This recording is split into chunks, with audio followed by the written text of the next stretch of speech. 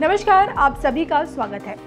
6 महीने पूरे हो चुके हैं, लेकिन जानलेवा कोविड-19 है जो जाने का नाम नहीं ले रहा है। दिन पर दिन कोरोना का प्रकोप बढ़ता ही जा रहा है और डरावने आंकड़े थमने का नाम नहीं ले रहे हैं। राहत बस इतनी सी है कि रिकवरी रेट में बढ़ोतरी हो रही है और आलम यह है कि अब मजबूरन लोगों ने जानलेवा कोरोना के साथ रहने की आदत डाल ली है।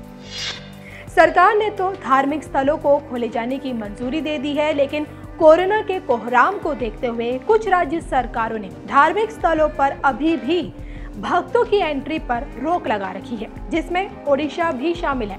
और अब पुरी की जगन्नाथ यात्रा पर कोरोना की काली छाया ने ग्रहण लगा दिया है। हर साल भगवान जगन्नाथ की भव्य यात्रा निकाली जाती है, जिसमें हजारों से लेकर लाखों की संख्या में श्रद्धालुओं की भीड़ उमड़ती है। कुछ दिन पहले ही रथ यात्रा से जुड़ी परंपरा देवस्नान पूर्णिमा निभाई गई थी।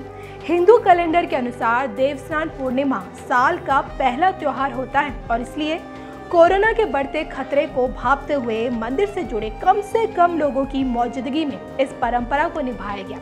इसमें 108 घड़ों के जल से भगवान जगन्नाथ, उनके भाई बलभद्र और बहन सुभद्रा को स्नान करवाया गया था। और ऐसी मान्यता है कि देव स्नान के बाद भगवान जगन्नाथ 15 दिनों के लिए एकांत कारावास में चले जाते हैं और फिर उसके बाद निकाली जाती है उनकी भव्य रथ यात्रा।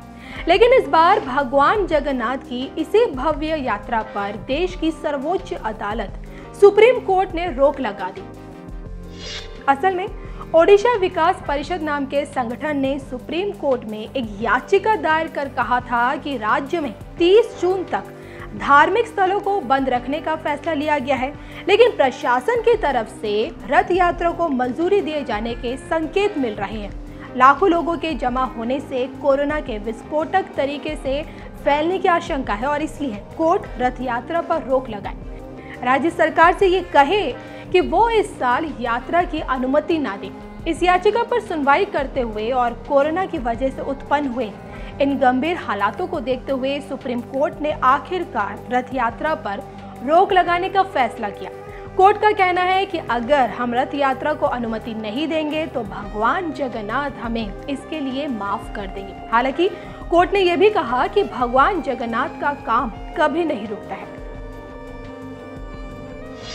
तो भगवान जगन्नाथ की भक्ति में डूबे हजारों लाखों लोग पूरे 9 दिनों तक चलने वाली इस रथ यात्रा के दौरान भगवान जगन्नाथ, भगवान बलभद्र और देवी सुभद्रा के लकड़ी से बने भारी भरकम रथों के परंपरागत रूप से 2 बार 3 किलोमीटर तक हाथ से खींचते हैं। लेकिन अब जो कि कोर्ट ने रथ यात्रा पर रोक लगा दी है और ऐसे में सदियों से चली आ रही इस परंपरा को कैसे निभाया जाएगा, अब ये देखना बाकी है।